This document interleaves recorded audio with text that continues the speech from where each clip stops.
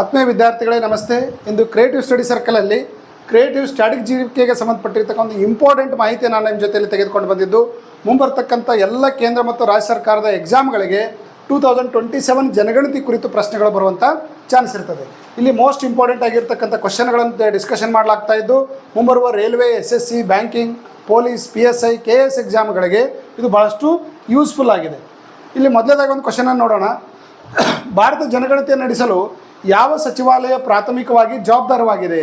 ಯಾವ ಇಲಾಖೆಯ ಈ ಮಂತ್ರಾಲಯದ ಅಡಿಯಲ್ಲಿ ಈ ಜನಗಣತಿಯನ್ನು ಮಾಡಲಾಗ್ತಾ ಇದೆ? ಹಣಕಾಸು ಸಚಿವಾಲಯ, ಅಂಕಿಅಂಶ ಕಾರ್ಯಕ್ರಮ ಅನುಷ್ಠಾನ ಸಚಿವಾಲಯ, ಗೃಹ ವ್ಯವಹಾರಗಳ ಸಚಿವಾಲಯ, ಗ್ರಾಮೀಣ ಸಚಿವಾಲಯ. ಸೊ ಕರೆಕ್ಟ್ ಆನ್ಸರ್ ಯಾವುದಂತಂದರೆ ಇದು ಗೃಹ ವ್ಯವಹಾರಗಳ ಸಚಿವಾಲಯ. ನೋಡಿರಿ, ಮಿನಿಸ್ಟ್ರಿ ಆಫ್ ಹೋಮ್ ಅಫೇರ್ಸ್ ಅಂತ ನಾವು ಇದನ್ನು ಕರಿತೀವಿ. ಮಿನಿಸ್ಟ್ರಿ ಆಫ್ ಹೋಮ್ ಅಫೇರ್ಸ್ದ ಮಂತ್ರಿ ಯಾರಿದ್ದಾರೆ ಅಂತಂದ್ರೆ ಅಮಿತ್ ಶಾ ಅವರಿದ್ದಾರೆ. ಅಮಿತ್ ಶಾ ಅವರ ನೇತೃತ್ವದಲ್ಲಿ ಈ ಬಾರಿ ಈ ಜನಗಣತಿ ಪ್ರತಿ 10 ವರ್ಷಕ್ಕೊಮ್ಮೆ ನಡೀತಾ ಇದೆ ಅಂತ ಹೇಳ್ಬೋದು. ಸೆನ್ಸಸ್ ಇಂಡಿಯಾ ಕಂಡಕ್ಟೆಡ್ ರಿಜಿಸ್ಟರ್ ನೋಡ್ರಿ, ಜನಗಣತಿಯನ್ನು ಯಾರು ಕಂಡಕ್ಟ್ ಮಾಡ್ತಾರೆ ಅಂತ ನಾಳೆ ಕ್ವಶನ್ ಬರ್ತದೆ. Register general and census commissioner of India. ನೋಡಿರಿ, ಜನಗಣತಿಯನ್ನು ಕಂಡಕ್ಟ್ ಮಾಡ್ತಕ್ಕಂಥವ್ರು ಯಾರು ಅಂತ ಕೇಳಿದರೆ register general and census commissioner of India conduct ಮಾಡ್ತಾರೆ. ಯಾವ ಇಲಾಖೆ ಅಡಿಯಲ್ಲಿ ಇದು ಬರ್ತದೆ ಅಂತ ಕೇಳಿದ್ರೆ ಅಂದರೆ ಹೋಮ್ ಮಿನಿಸ್ಟ್ರಿ ಅಂಡರ್ದಲ್ಲಿ ಇದು ಏನಾಗ್ತದೆ ಜನಗಣತಿ ಕಂಡಕ್ಟ್ ಮಾಡಲಾಗ್ತದೆ. ನೋಡಿರಿ, ಈ ಬಾರಿ ಈ ಒಂದು current register general and census commissioner of India, ಈ ಬಾರಿ ಜನಗಣತಿ ಕಮಿಷನರ್ ಯಾರಿದ್ದಾರೆ, ರಿಜಿಸ್ಟರ್ ಜನರಲ್ ಯಾರಿದ್ದಾರೆ ಅಂತಂದರೆ ಮೃತ್ಯುಂಜಯ್ ಕುಮಾರ್ ನರೇನ್ ಅಂತೇಳಿ ಯಾರಿದ್ದಾರೆ. ಈಗ ಮೃತ್ಯುಂಜಯ್ ಕುಮಾರ್ ನರೇನ್ ಅವರು ಇವರ ಜನಗಣತಿ ಕಮಿಷನರ್ ಆಗಿ ಕಾರ್ಯನಿರ್ವಹಿಸ್ತಾ ಇದ್ದಾರೆ ಅಂತ ಹೇಳ್ಬೋದು. ನೆಕ್ಸ್ಟ್ 2027 ಜನಗಣತಿಯ ಬ್ರ್ಯಾಂಡ್ ಅಂಬಾಸಿಡರ್ ಆಗಿ ನೇಮಕಗೊಂಡ ವ್ಯಕ್ತಿ ಯಾವ ಕಲೆಗೆ ಹೆಸರುವಾಸಿಯಾಗಿದ್ದಾರೆ? ನೋಡಿರಿ, ಇದು ಎಲ್ಲ ಈ ವರ್ಷ ಬರುವಂಥ ಎಲ್ಲ ಎಕ್ಸಾಮ್ಗಳಿಗೆ ಕೇಳ್ತಕ್ಕಂಥ ಕ್ವಶನ್ಗಳು ಇವಾಗಿದ್ದಾವೆ. ಈ ಬಾರಿ ಜನಗಣತಿಯ ಬ್ರ್ಯಾಂಡ್ ಅಂಬಾಸಿಡರ್ ಯಾರು? ಒಬ್ಬರಿದ್ದಾರೆ, ಅವರು ಯಾವ ಕಲೆಗೆ ಸಂಬಂಧಪಟ್ಟವರಾಗಿದ್ದಾರೆ? Sand art, painting, then social worker, Madhubani art. So correct answer ಯಾವುದಂತಂದ್ರೆ ಸ್ಯಾಂಡ್ ಆರ್ಟ್ಗೆ ಸಂಬಂಧಪಟ್ಟಿರ್ತಕ್ಕಂಥ ಸುದರ್ಶನ್ ಪಾಟ್ನಾಯ್ಕ್. ನೋಡ್ರಿ, ಈ ಬಾರಿ ಅಂಬಾಸಿಡರ್ ಯಾವ ಕಲೆಗೆ ಸಂಬಂಧಪಟ್ಟಿದ್ದಾರೆ ಅಂತಂದರೆ ಮರಳು ಚಿತ್ರಕಲೆಗೆ ಸಂಬಂಧಪಟ್ಟಿರ್ತಕ್ಕಂಥವರು. ಈ ಮರಳಿನಲ್ಲಿ ಬೇರೆ ಬೇರೆ ಕಲಾಕೃತಿಗಳನ್ನು ರಚಿಸೋದ್ರ ಮೂಲಕ ಅಂತಾರಾಷ್ಟ್ರೀಯ ಮಟ್ಟದ ಕಲಾವಿದರು ಅಂತ ಕರಿತೀವಿ. ಇವ್ರು ಯಾರಂದ್ರೆ ಒರಿಸ್ಸಾದ ಸುದರ್ಶನ್ ಪಾಟ್ನಾಯ್ಕ್. ಈ ಬಾರಿ 2027 ಜನಗಣತಿಯ ಒಂದು ಬ್ರ್ಯಾಂಡ್ ಅಂಬಾಸಿಡರ್ ಆಗಿ ಇವರನ್ನು ನೇಮಕ ಮಾಡಲಾಗಿದೆ. ಇವರು ಭಾಳಷ್ಟು ಫೇಮಸ್ ಏನಂತಂದರೆ ಸಮುದ್ರ ತೀರದಲ್ಲಿ ಎಲ್ಲ ಥರದ ಒಂದು ಕಲಾಕೃತಿಗಳನ್ನು ಮಾಡೋದ್ರ ಮೂಲಕ ಜಾಗೃತಿ ಉಂಟು ಮಾಡ್ತಕ್ಕಂಥ ಕೆಲಸವನ್ನು ಮಾಡ್ತಾ ಇದ್ದಾರೆ. ಅಂತಾರಾಷ್ಟ್ರೀಯ ಮಟ್ಟದ ಕಲಾವಿದ ಅಂತ ಕರಿತೀವಿ. 2014ರಲ್ಲಿ ಇವರಿಗೆ ಪದ್ಮಶ್ರೀ ಪ್ರಶಸ್ತಿ ನೀಡಿ ಗೌರವಿಸಲಾಯಿತು ಅಂತ ಹೇಳ್ಬೋದು. ಆದ್ಮೇಲೆ creative study circle banking academy ವತಿಯಿಂದ ಬ್ಯಾಂಕಿಂಗ್, SSC, ರೈಲ್ವೆಗೆ ಸಂಬಂಧಪಟ್ಟಿರ್ತಕ್ಕಂಥ ಬ್ಯಾಚ್ಗಳು ಪ್ರತಿ ತಿಂಗಳು 5th and 25th ಸ್ಟಾರ್ಟ್ ಆಗ್ತಾ ಇದ್ದಾವೆ. ಇದೇ ಮೇ 25ರಿಂದ bank PO clerk batch start ಆಗ್ತಾ ಇದೆ. ಪ್ರತಿ ವಿದ್ಯಾರ್ಥಿಗೆ ಅಡ್ಡಾ 247 ಬುಕ್ಸನ್ನು ಕೊಡ್ತಾ ಇದ್ದೀವಿ. Experienced faculty, library, online exam lab ಮತ್ತು ಸಿಸ್ಟಮೆಟಿಕ್ ಆಗಿರ್ತಕ್ಕಂಥ ವೆಲ್ ಫರ್ನಿಶ್ಡ್ ಆಗಿರ್ತಕ್ಕಂಥ ಕೋಚಿಂಗ್ ಕ್ಲಾಸು ನಮ್ಮ ಸರ್ಕಾರಿ ಪಾಲಿಟೆಕ್ನಿಕ್ ಕಾಲೇಜ್ ಎದುರಿಗೆ ಬಾಗಲಕೋಟೆ ರಸ್ತೆಯಲ್ಲಿ ಬಿಜಾಪುರದಲ್ಲಿದೆ. ಸೊ ಯಾರು ಆಫ್ಲೈನ್ ಬ್ಯಾಚ್ಗೆ ಬರ್ತಾ ಇದ್ದೀರಿ 3 months ಬ್ಯಾಚ್ಗೆ ಇಲ್ಲಿ ಜಾಯ್ನ್ ಆಗಿ ಹೆಚ್ಚಿನ ಮಾಹಿತಿಗೆ ಇಲ್ಲಿರುವಂಥ ನಂಬರ್ಗೆ ಕಾಂಟ್ಯಾಕ್ಟ್ ಮಾಡಿ. ನೆಕ್ಸ್ಟ್ ನಾವು ಇನ್ನೊಂದು ನೋಡೋಣ. ಯಾರು ರೈಲ್ವೆ SSC ಎಕ್ಸಾಮ್ ಪ್ರಿಪೇರ್ ಆಗ್ತಾ ಇದ್ದೀರಿ ಅವರಿಗಾಗಿ mental ability, general maths, static GK ಮತ್ತು ಸೈನ್ಸ್ ಕ್ವಶನ್ಗಳ 4 ಪುಸ್ತಕಗಳ ಒಂದು ಪ್ಯಾಕೇಜನ್ನು ನಾವು ಕೇವಲ 850 ರೂಪಾಯಿಗೆ ಕೊಡ್ತಾ ಇದ್ದೀವಿ. ಇಲ್ಲಿ ಯಾವುದೂ ಕೊರಿಯರ್ ಚಾರ್ಜ್ ಇಲ್ಲ. ಇಂಡಿಯನ್ ಪೋಸ್ಟ್ ಮೂಲಕ ನೇರವಾಗಿ 3 ರಿಂದ 4 ದಿನದಲ್ಲಿ ಪುಸ್ತಕ ನಿಮಗೆ ತಲುಪ್ತದೆ. ಯಾರಿಗೆ ಪುಸ್ತಕ ಬೇಕು ಈ ನಂಬರ್ಗೆ ಫೋನ್ಪೇ ಮಾಡಿ ಅದರ ಸ್ಕ್ರೀನ್ಶಾಟ್ ಮತ್ತು ಅಡ್ರೆಸ್ಸನ್ನು ಇದೇ ನಂಬರ್ಗೆ ಹಾಕಿ. ಇದು ನಮ್ಮ ಅಪ್ಲಿಕೇಶನ್, ಇದು ಮೊಬೈಲ್ ಆ್ಯಪ್ ಪ್ಲೇಸ್ಟೋರಲ್ಲಿ ಡೌನ್ಲೋಡ್ ಮಾಡಿಕೊಡ್ರಿ. ಎಲ್ಲ ಆನ್ಲೈನ್ ಎಕ್ಸಾಮು, ವಿಡಿಯೋ ಕೋರ್ಸು ಮತ್ತು ಇತರೆ ಕೋರ್ಸ್ಗಳೆಲ್ಲ ಇದರಲ್ಲಿ ಲಭ್ಯವಿದ್ದಾವೆ. ಡೈಲಿ ಕರೆಂಟ್ ಅಫೇರ್ಸ್ ಫ್ರೀ ಇದೆ. ಸೊ ಆ್ಯಪನ್ನು ಡೌನ್ಲೋಡ್ ಮಾಡ್ಕೋಬೋದು. ಭಾರತದ ಯಾವ ಕಾಯ್ದೆ ಅಡಿಯಲ್ಲಿ ಜನಗಣತಿಯನ್ನು ನಡೆಸಲಾಗುತ್ತದೆ? ನೋಡಿರಿ, ಪ್ರತಿ 10 ವರ್ಷಕ್ಕೊಮ್ಮೆ ಜನಗಣತಿಯನ್ನು ನಡೆಸಲಾಗ್ತದೆ. ಯಾವ ಕಾಯ್ದೆ ಅಡಿಯಲ್ಲಿ ಜನಗಣತಿಯನ್ನು ನಡೆಸಲಾಗ್ತದೆ? So population act 1948, census act 1948, national survey act 1950 and democratic registration act 1949. Correct answer ಯಾವುದಂತಂದ್ರೆ ನೋಡಿರಿ, ಆಪ್ಷನ್ ಬಿ ಸೆನ್ಸಸ್ ಆ್ಯಕ್ಟ್ 1948 ಅಡಿಯಲ್ಲಿ ಈ ಒಂದು ಜನಗಣತಿಯನ್ನು ನಡೆಸಲಾಗ್ತಾ ಇದ್ದು. ನೋಡಿರಿ, ಇದು ಆರ್ಟಿಕಲ್ 246 ಪ್ರಕಾರ, ಸಂವಿಧಾನದ ವಿಧಿ 246 ಪ್ರಕಾರ ಈ ಒಂದು ಸೆನ್ಸಸ್ಸನ್ನು ಕಂಡಕ್ಟ್ ಮಾಡಲಾಗ್ತಾ ಇದೆ ಅಂತ ಹೇಳ್ಬೋದು. 246 ವಿಧಿ ಪ್ರಕಾರ ಎಷ್ಟನೇ ಶೆಡ್ಯೂಲಲ್ಲಿ ಇದು ಸೆನ್ಸಸ್ ಬರ್ತಾ ಇದೆ ಅಂತಂದರೆ 7th ಶೆಡ್ಯೂಲಲ್ಲಿ ಬರುತ್ತೆ. ಇದು ಯಾವ ಲಿಸ್ಟಲ್ಲಿದೆ? ಕೇಂದ್ರ ಪಟ್ಟಿಯೋ, ರಾಜ್ಯ ಪಟ್ಟಿಯೋ, ಸಮವರ್ತಿ ಪಟ್ಟಿ ಅಂತ ಕೇಳಿದ್ರಂದ್ರೆ ಕೇಂದ್ರ ಪಟ್ಟಿಯಲ್ಲಿ ಬರ್ತಕ್ಕಂಥ ವಿಷಯ ಇದಾಗಿದ್ದು 7ನೇ ಶೆಡ್ಯೂಲಲ್ಲಿ ಇದೇನಾಗಿದೆ ಜನಗಣತಿ ಸಂಬಂಧಪಡ್ತದೆ ಅಂತ ಹೇಳ್ಬೋದು. ಸಂವಿಧಾನದ 82ನೇ ವಿಧಿ ಪ್ರಕಾರ readjustment of seats after each census. ನೋಡಿರಿ, ಸಂವಿಧಾನದ 82ನೇ ವಿಧಿ ಪ್ರಕಾರ ವಿಧಾನಸಭೆ ಮತ್ತು ಲೋಕಸಭೆ ಸ್ಥಾನಗಳನ್ನು ರೀಅಡ್ಜಸ್ಟ್ ಮಾಡ್ತಕ್ಕಂಥ ಒಂದು ವ್ಯವಸ್ಥೆಯನ್ನು ನಾವಿಲ್ಲಿ ಅಳವಡಿಸ್ಕೊಂಡಿದ್ದೀವಿ. ಮುಂಬರುವಂಥ ಚುನಾವಣೆಗೆ 2029 ಚುನಾವಣೆ ಏನು ಬರುತ್ತೆ ಆವಾಗ ನಮ್ಮ ಲೋಕಸಭಾ ಸ್ಥಾನಗಳು ಹೆಚ್ಚಾಗುವಂಥ ಸಾಧ್ಯತೆ ಇದೆ, ಕ್ಷೇತ್ರಗಳು ಹೆಚ್ಚಾಗ್ತವೆ. ಅದು ಯಾವ ಸೆನ್ಸಸ್ ಪ್ರಕಾರ? 2027ರ ಸೆನ್ಸಸ್ ಪ್ರಕಾರ. ಇದನ್ನು ಯಾವುದು ಹೇಳ್ತದೆ, ಯಾವ ಆರ್ಟಿಕಲ್ ಹೇಳ್ತದೆ ಅಂತಂದರೆ ಸಂವಿಧಾನದ 82ನೇ ವಿಧಿ ಪ್ರಕಾರ ಪ್ರತಿ ಸೆನ್ಸಸ್ ಆದ ನಂತರ ಆ ಸ್ಥಾನಗಳನ್ನು, ಲೋಕಸಭಾ ಸ್ಥಾನಗಳನ್ನು ರೀಅಡ್ಜಸ್ಟ್ಮೆಂಟ್ ಮಾಡಲಾಗ್ತಾ ಇದೆ ಅಂತ ಹೇಳ್ಬೋದು. 84ನೇ ನೋಡಿರಿ ಒಂದು ಇದರಲ್ಲಿ 2001ರಲ್ಲಿ readjustment of Lok Sabha seat frozen. ನೋಡಿರಿ 2001ರ ಜನಗಣತಿ ಪ್ರಕಾರ 84ನೇ ಒಂದು ಇದ್ರ ಪ್ರಕಾರ ಲೋಕಸಭಾ ಸ್ಥಾನಗಳನ್ನು ಈ ಸದ್ದಿರ್ತಕ್ಕಂಥ ಸ್ಥಾನಗಳು 2001ರ ಜನಗಣತಿಯನ್ನು ಆಧರಿಸಿ ರಚನೆ ಮಾಡಿರ್ತಕ್ಕಂಥ ಸ್ಥಾನಗಳಾಗಿದ್ದಾವೆ ಅಂತ ಹೇಳ್ಬೋದು.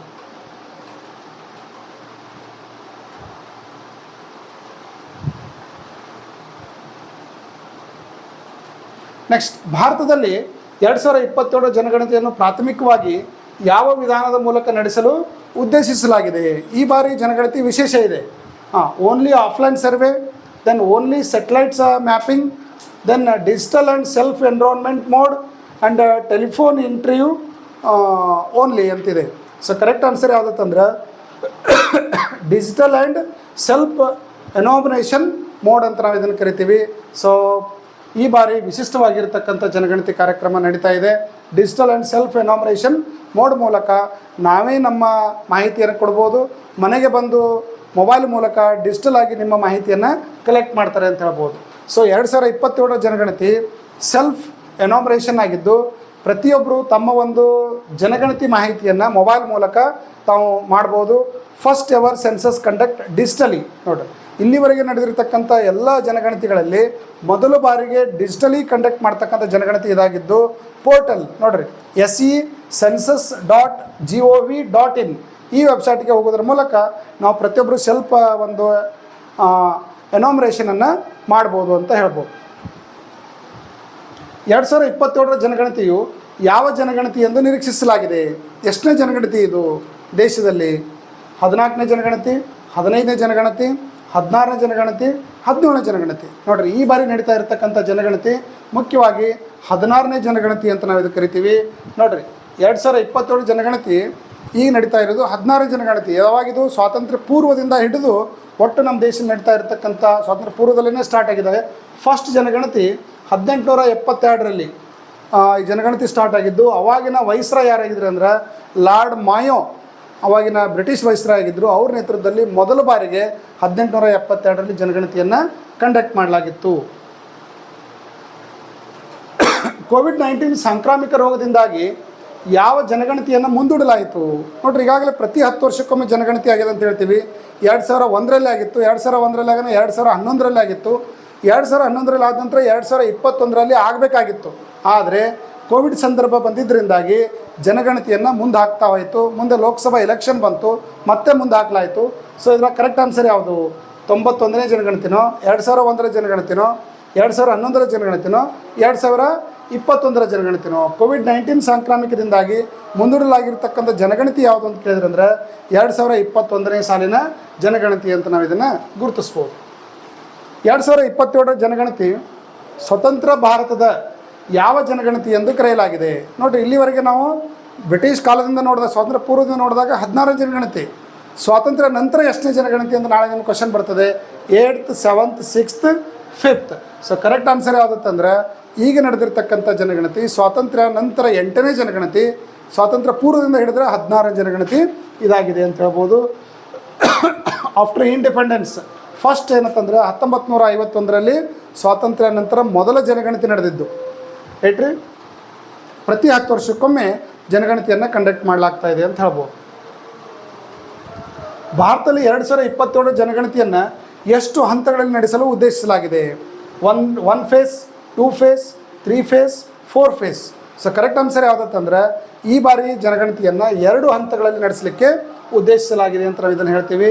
ನೋಡಿರಿ, ಮೊದಲನೇ ಹಂತ ಏನಂತಂದ್ರೆ ಹೌಸ್ ಲಿಸ್ಟಿಂಗ್. ಈಗಾಗಲೇ ಎಲ್ಲ ಟೀಚರ್ಸ್ಗಳು ನಿಮ್ಮ ಮನೆಗೆ ಬಂದು ಹೌಸ್ ಲಿಸ್ಟಿಂಗನ್ನು ಮಾಡಿದ್ದಾರೆ.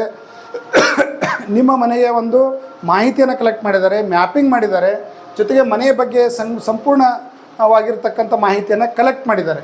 ಇನ್ನು ನೆಕ್ಸ್ಟ್ ಒಂದು ಜನಗಣಿಸಿ ಪಾಪ್ಯುಲೇಷನ್ ಎನಾಮರೇಷನ್ ಫೇಸ್ ಅಂತ ಬರ್ತದೆ, ಎರಡನೇದ್ದು.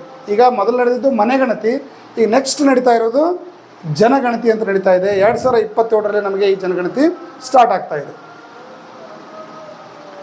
ಭಾರತದ ಹಿಮದಿಂದ ಆವೃತ ಮತ್ತು ಗುಡ್ಡಗಾಡು ಪ್ರದೇಶಗಳಲ್ಲಿ 2027 ಜನಗಣತಿಯ ಉದ್ದೇಶಿತ ದಿನಾಂಕ ಯಾವುದು?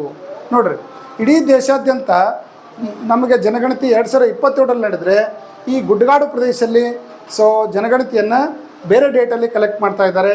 ಅದು ಯಾವ ದಿನಾಂಕದಂದು ಅಂತ ಕೇಳಿದ್ರಂದ್ರೆ 1 January 2027, 1 October 26, 1 March 27, 1 July 2026. So correct answer ಯಾವುದಂತಂದ್ರೆ ನೋಡಿರಿ 1 ಅಕ್ಟೋಬರ್ 2026. ಯಾಕಂತಂದ್ರೆ 2027ರ ಜನಗಣತಿ ಫೆಬ್ರವರಿಯಲ್ಲಿ ನಮಗೆ ಇಡೀ ದೇಶಾದ್ಯಂತ ಕಂಡಕ್ಟ್ ಮಾಡಲಾಗ್ತಾ ಇದೆ.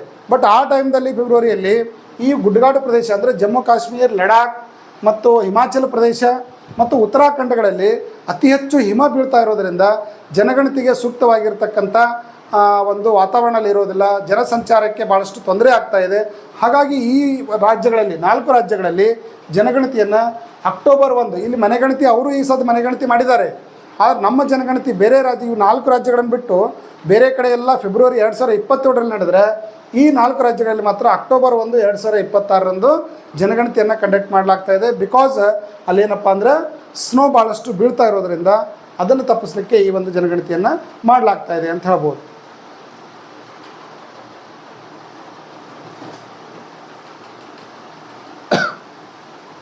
ಹಿಮದಿಂದ ಆವೃತ ಮತ್ತು ಗುಡ್ಡಗಾಡು ಪ್ರದೇಶದ ಆಗಿದೆ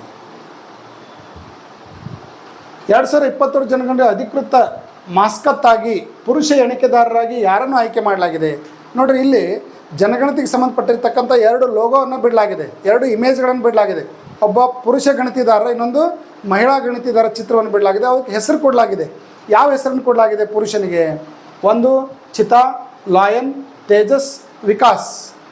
ಸೊ ಕರೆಕ್ಟ್ ಆನ್ಸರ್ ಯಾವುದಂತಂದರೆ ನೋಡಿರಿ, ಇದು ಭಾಳ ಇಂಪಾರ್ಟೆಂಟ್ ಆಗಿರ್ತಕ್ಕಂಥ ಕ್ವಶನ್. ಇದು ಎಲ್ಲ ಎಕ್ಸಾಮ್ಗಳಿಗೆ ಇಲ್ಲಿ ಕೇಳಿರ್ತಕ್ಕಂಥ ಪ್ರತಿಯೊಂದು ಪ್ರಶ್ನೆಗಳು ಒಂದಿಲ್ಲೊಂದು ಎಕ್ಸಾಮ್ಗಳಲ್ಲಿ 2027ರ ಜನಗಣತಿಯ ಅಧಿಕೃತ ಮಾಸ್ಕಟ್ಟಾಗಿ ಪುರುಷ ಎಣಿಕೆದಾರರನ್ನು ಯಾವ ಹೆಸರಿನಿಂದ ಕರೆಯಲಾಗ್ತಾ ಇದೆ? So cheetah, lion, Tejas, Vikas.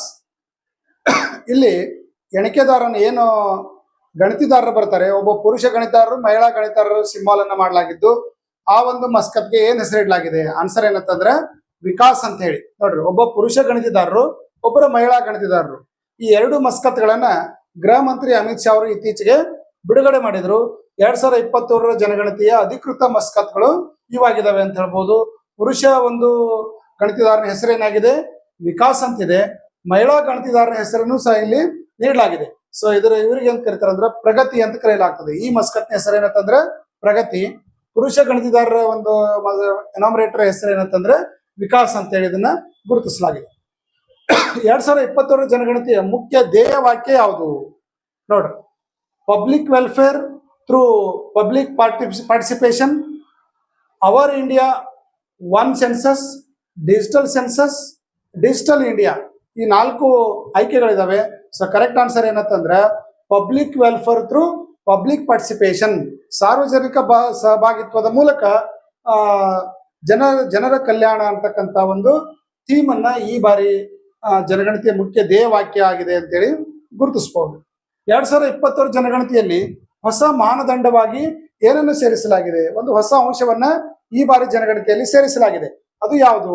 ಎನಾಮರೇಷನ್ of foreigners, literacy based census, ಆಮೇಲೆ ರಿಲಿಜನ್ ಬೇಸ್ಡ್ ಸೆನ್ಸಸ್, ಧರ್ಮ ಆಧಾರಿತ ಒಂದು ಜನಗಣತಿ, ಇನ್ನೊಂದು ಕ್ಯಾಸ್ಟ್ ಬೇಸ್ಡ್ ಸೆನ್ಸಸ್, ಜಾತಿ ಆಧಾರಿತ ಜನಗಣತಿ ಅಂತೇಳಿ ಇದನ್ನ ಗುರುತಿಸಲಾಗ್ತಾ ಇದೆ. ಈ 4ರಲ್ಲಿ ಸರಿಯಾದ ಆಯ್ಕೆ ಏನಂತಂದ್ರೆ 2027 ಜನಗಣತಿಯಲ್ಲಿ ಮುಖ್ಯವಾಗಿ ಒಂದು ಹೊಸ ಅಂಶವನ್ನು ಸೇರಿಸಲಾಗಿದ್ದು ಅದು ಏನು ಅಂತಂದ್ರೆ ಕ್ಯಾಸ್ಟ್ ಬೇಸ್ಡ್ ಆಗಿರ್ತಕ್ಕಂಥ ಜನಗಣತಿ ಅಂತ ನಾವು ಇದನ್ನ ಕರಿತೀವಿ.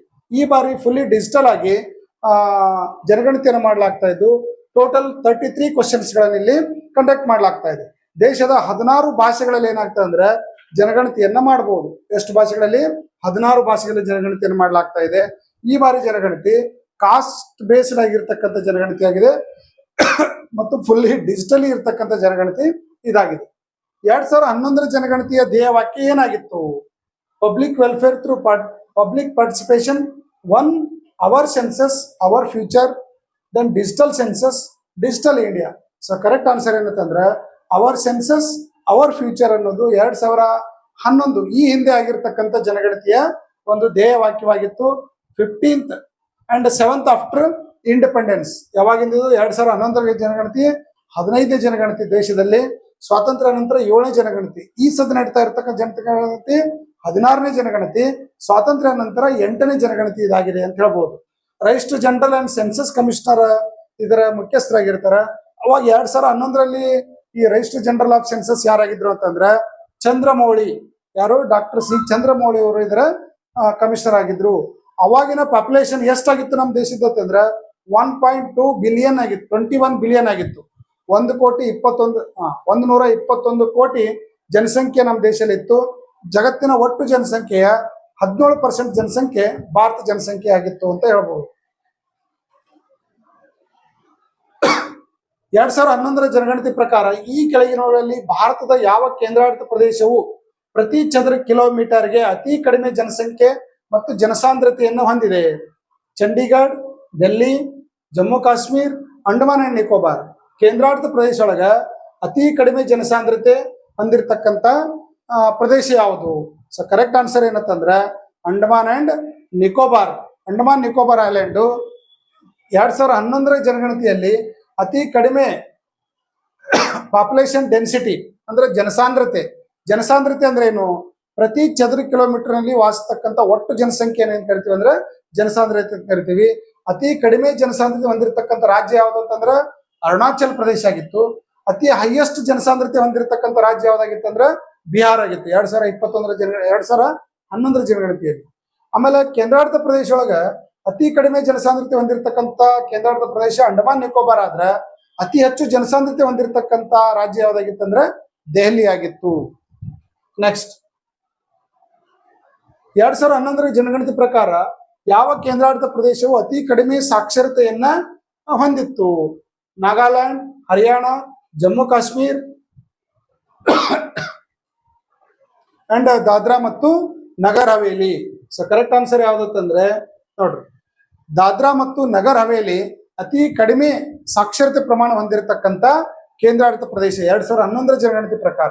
ನೋಡ್ರಿ, ಇನ್ನು ರಾಜ್ಯಗಳಲ್ಲಿ ನೋಡಿದೀವಿ ಅಂದ್ರೆ ಅತಿ ಕಡಿಮೆ ಸಾಕ್ಷರತೆ ಹೊಂದಿರತಕ್ಕಂಥ ರಾಜ್ಯ ಯಾವ್ದಾಗಿತ್ತು? ಬಿಹಾರ್ ಆಗಿತ್ತು. ಕೇವಲ 61.8 ಸಾಕ್ಷರತೆ ಪ್ರಮಾಣ ಇತ್ತು. ಹೈಯೆಸ್ಟ್ ಸಾಕ್ಷರತೆ ಹೊಂದಿರತಕ್ಕಂಥ ರಾಜ್ಯ ಯಾವ್ದಾಗಿತ್ತು ಅಂದ್ರೆ ಕೇರಳ 94% ಆಗಿತ್ತು. ಕೇಂದ್ರಾಡಳಿತ ಪ್ರದೇಶ ಒಳಗೆ ಅತಿ ಕಡಿಮೆ ಸಾಕ್ಷರತೆ ಹೊಂದಿರತಕ್ಕಂಥ ಪ್ರದೇಶ ದಾದ್ರಾ ಮತ್ತು ನಗರ್ ಹವೇಲಿ ಆಗಿದ್ರೆ ಹೈಯೆಸ್ಟ್ ಸಾಕ್ಷರತೆ ಹೊಂದಿರತಕ್ಕಂಥ ಪ್ರದೇಶ ಏನಾಗಿತ್ತು ಅಂದ್ರೆ ಲಕ್ಷದ್ವೀಪ ಆಗಿತ್ತು ಅಂತ ಹೇಳ್ಬೋದು. ಇಲ್ಲಿ ಪುರುಷ ಸಾಕ್ಷರತೆ ಪ್ರಮಾಣ ದೇಶದಲ್ಲಿ 2011 ಜನಗಣತಿ ಪ್ರಕಾರ 82.14% ಇದ್ರೆ ಮಹಿಳಾ ಸಾಕ್ಷರತೆ ಪ್ರಮಾಣ 65.64 ಇತ್ತು. Rajasthan highest difference between male and female literacy. ನೋಡ್ರಿ, ಪುರುಷ ಮತ್ತು ಮಹಿಳಾ ಸಾಕ್ಷರತೆಯಲ್ಲಿ ಅತಿ ಹೆಚ್ಚು ವ್ಯತ್ಯಾಸ ಹೊಂದಿರತಕ್ಕಂಥ ರಾಜ್ಯ ಯಾವ್ದಾಗಿತ್ತು ಅಂದ್ರೆ ರಾಜಸ್ಥಾನ ಆಗಿತ್ತು ಅಂತ ಹೇಳ್ಬೋದು. 2001 ಜನಗಣತಿ ಪ್ರಕಾರ 2001ರಿಂದ 2011 ನಡುವೆ ಋಣಾತ್ಮಕ ದಶಮಾನದ ಜನಸಂಖ್ಯಾ ಬೆಳವಣಿಗೆ ದರವನ್ನು ಹೊಂದಿರುವ ಏಕೈಕ ಭಾರತೀಯ ರಾಜ್ಯ ಯಾವುದು? ನಾಗಾಲ್ಯಾಂಡ್, ಬಿಹಾರ್, ಜಮ್ಮು ಕಾಶ್ಮೀರ್, ಹರಿಯಾಣ. ನೋಡ್ರಿ, ಜನಸಂಖ್ಯಾ ಪ್ರಮಾಣ ಏನಾಗಿದೆ ಅಂದ್ರೆ 2001ಕ್ಕೆ ಹೋಲಿಸಿದ್ರೆ 2011ರಲ್ಲಿ ಕಡಿಮೆ ಆಗಿದೆ. ಹೀಗೆ ಕಡಿಮೆ ಆಗಿರ್ತಕ್ಕಂಥ ಬೆಳವಣಿಗೆ ದರ ಕಡಿಮೆ ಇರತಕ್ಕಂಥ ರಾಜ್ಯ ಯಾವುದು? ಸೊ ಕರೆಕ್ಟ್ ಆನ್ಸರ್ ಏನಂತಂದ್ರೆ ನಾಗಾಲ್ಯಾಂಡ್. ಇದು ಬೆಳವಣಿಗೆ ದರ ಅತಿ ಕಡಿಮೆ ಆಗಿರ್ತಕ್ಕಂಥ ಒಂದು ರಾಜ್ಯ ಅಂತ ಕರಿತೀವಿ. ಹೈಯೆಸ್ಟ್ ಬೆಳವಣಿಗೆ ದರ ಹೊಂದಿರತಕ್ಕಂಥ ರಾಜ್ಯ ಯಾವ್ದಂದ್ರೆ ಮೇಘಾಲಯ. ಇಲ್ಲಿ ಡಿಸ್ಟ್ರಿಕ್ಟ್ ಯಾವ್ದಂದ್ರೆ ಕುರುಂಗ್ ಕೆಮೈ ಅರುಣಾಚಲ್ ಪ್ರದೇಶದ. ಇದು ಹೈಯೆಸ್ಟ್ ಒಂದು ಡಿಕೆಟ್ಸ್ ಅಂದ್ರೆ ಜನಸಂಖ್ಯಾ ಬೆಳವಣಿಗೆ ದರವನ್ನು ಹೊಂದಿರತಕ್ಕಂಥ ರಾಜ್ಯ ಅಂತ ಕರಿತೀವಿ. ಕೇಂದ್ರಾಡಳಿತ ಪ್ರದೇಶ ಒಳಗ ದಾದ್ರಾ ಮತ್ತು ನಗರ್ ಹವೇಲಿ ಹೈಯೆಸ್ಟ್ ಒಂದು ಬೆಳವಣಿಗೆ ದರವನ್ನು ಹೊಂದಿರತಕ್ಕಂಥ ರಾಜ್ಯ ಅಂತ ಗುರುತಿಸಬಹುದು. ನೆಕ್ಸ್ಟ್ 2011 ಭಾರತ ಜನಗಣತಿ ಪ್ರಕಾರ ಭಾರತ ಜನಸಂಖ್ಯೆಯಲ್ಲಿ ಸಿಖ್ ಸಮುದಾಯದ ಶೇಕಡಾವಾರು ಪ್ರಮಾಣ ಎಷ್ಟಿದೆ? ಸಿಖ್ಖರ ಪ್ರಮಾಣ ಎಷ್ಟಿದೆ? 1.7%, 79%, 0.4%, 14.2%. ಸೊ ಕರೆಕ್ಟ್ ಆನ್ಸರ್ ಏನಂತಂದ್ರೆ 1.7% ಸಾಕ್ಷರತೆ ಪ್ರಮಾಣ ಇದೆ. ಯಾರ್ದಿದು? ಸಿಖ್ ಜನಸಂಖ್ಯೆದು. ಹಿಂದೂಗಳ ಸಂಖ್ಯೆ ಎಷ್ಟಿದೆ? 2011 ಜನಗಣತಿ ಪ್ರಕಾರ 96.3 ಇದೆ.